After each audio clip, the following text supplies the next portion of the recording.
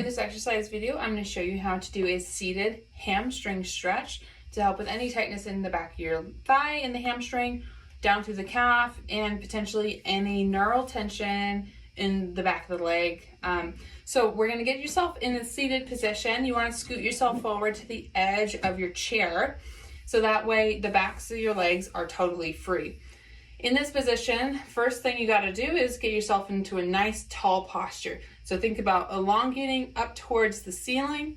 Lightly engage your core to help keep your spine in neutral. And then you're going to straighten out whatever leg you're going to be stretching.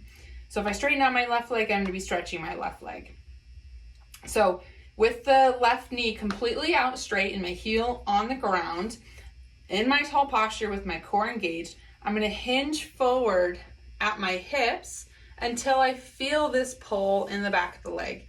Once I feel that pull, I'm just going to stop and hold this position while maintaining good breathing and trying to relax the leg as much as possible.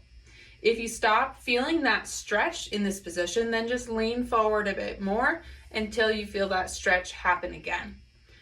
Now in this position, you can also do a bit of some flossing with your nerves, which can help get some better flexibility and make this feel more comfortable. So get in the same position, leaning forward with a hip hinge until you feel that stretch. And then what you do is just lightly point and flex your foot in this stretched position. You should feel the stretch increase as your toes come forward and the stretch decrease as your toes go away. And what this is doing is getting that nerve to glide a little easier in this stretched position.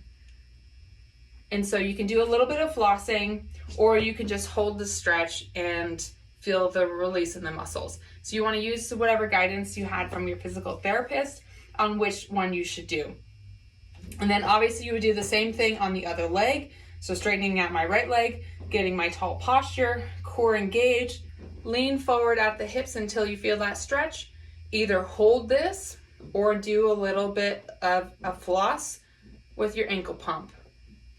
Big thing you want to make sure you're doing in this is keeping that tall posture. So what you don't want to do is round through your spine, because then we're not feeling that stretch in the hamstrings anymore. Now we're actually putting more of that stretch on our spine, and that is not what we're looking for.